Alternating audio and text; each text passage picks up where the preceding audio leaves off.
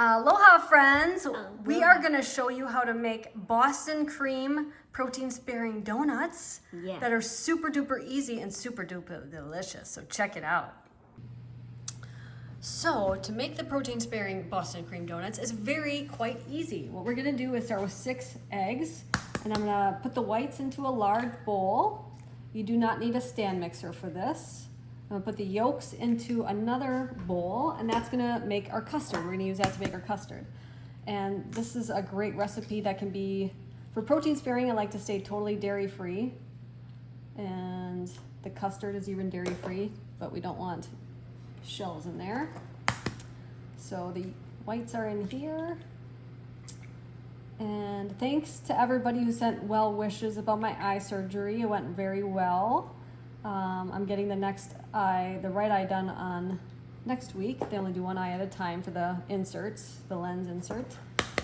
And I'm seeing so well, I might not even need LASIK at the end. My eyes are so bad, they suggested doing the lens insert and then a month later doing LASIK on top of that because they don't make lens strong enough for my eyes.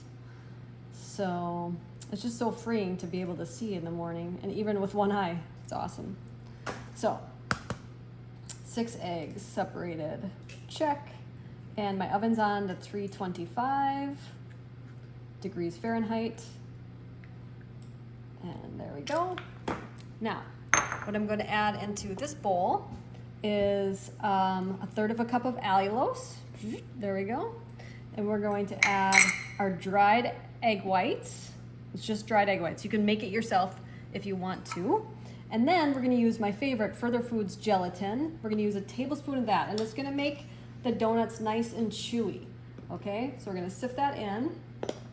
We're going to add some salt. Always add salt to desserts. Salt is a flavor enhancer. And you could add vanilla if you want to. I'm skipping that for the moment. You could add cream of tartar to help stabilize the whites, but you're going to start whipping it away.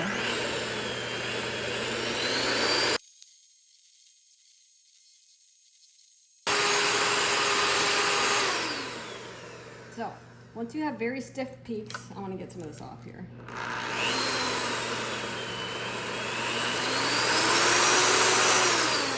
Okay. Once you have very stiff peaks, it looks like marshmallows, okay? It looks like this. And you're going to grab a tray, and you're going to put a piece of parchment on it, okay? And let's not forget, Further Foods is so generous. If you use code Maria, you save big time. So don't forget to order that. I have a cute pantry filled with their collagen, their gelatin. I love it. So this is what you want. You want a tray with a piece of parchment on it. Okay, and I'm using this super duper ice cream scooper. It's very big. I will have the link to it below. It works perfect for making these buns, these donuts. And I'm gonna spray that. I'm gonna spray the pan, the parchment, and then you want to try to not get any of the donut mixture on the outside, because that's when it doesn't come off very well.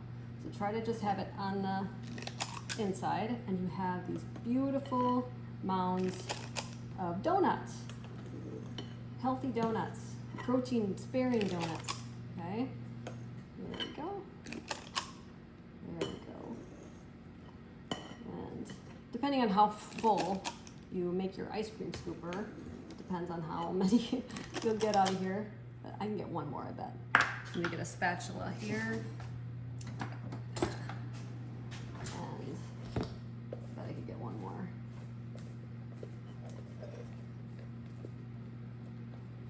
Yeah, totally can get another one. There we go. There. So there we have our donuts, and that is going to go into the oven for about 15 minutes, and I'm going to show you how to make the custard. Okay, while the donuts are cooking, we're going to make the custard. And what you're going to do is you're going to use a double boiler. You want a pot of simmering water, and you're going to put a heat-safe bowl over the top. Don't use plastic, my friends. And then you're going to add the yolks. You're going to add a 1/2 cup of unsweetened almond milk. And you're going to add some natural sweetener, 1/4 cup. You can use allulose, swerve, whatever you want. And you're going to whisk that together Hey Micah, can you grab the stuff in the microwave? I heated up butter flavored coconut oil, and that's also going to go in here. I forgot it. Micah's going to help me out. And you're just going to whisk this until it thickens the back of a spoon. And it's thick and it can coat the back of a spoon. Yes, I use a microwave. No judging, people. All right. Thank you, Micah. And you could use butter or butter flavored coconut oil to keep it dairy free. And that's going to go in there. If you haven't tried the butter flavored coconut oil, it's delicious. If you miss the butter flavor on your dairy free diet, you must try it. It's awesome.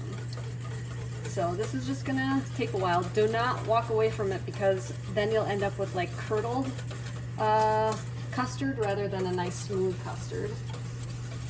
You turn the heat down if it starts cooking a little too fast. But this is it. This is what you do. It's totally worth it. It's delicious. You could add a little vanilla if you want to, but a true custard, you want to taste the creamy goodness of the yolks.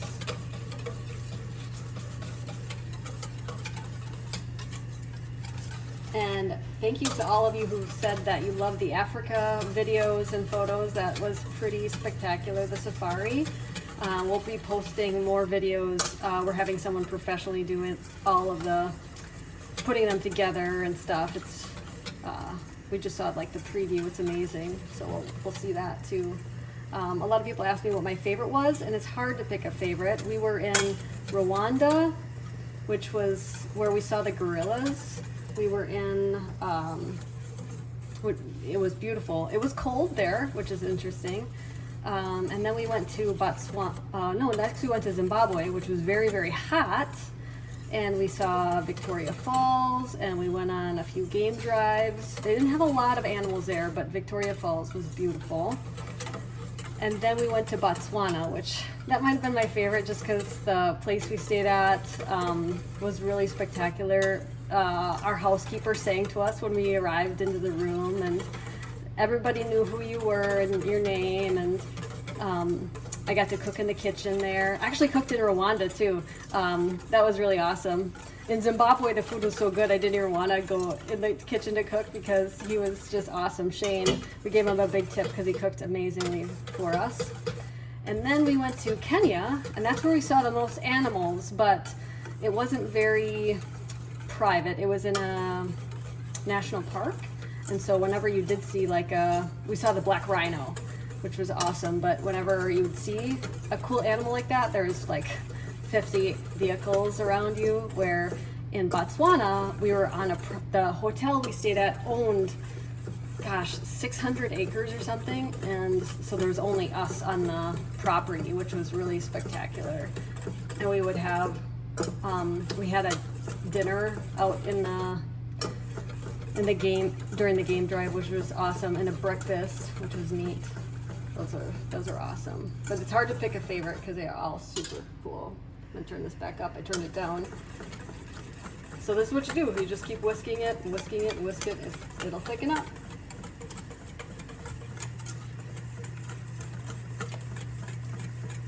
It seems difficult, but it's really not. You just have to pay attention. There we go. And what's very helpful is to have a bowl of ice sitting next to you to stop the cooking right away. Otherwise it'll keep cooking, which I don't have ready, but I'll put it in the sink. So you can see it's thickening very fast. It happens very quickly once it starts cooking. There we go. Yeah. There we go. And now we have custard. See?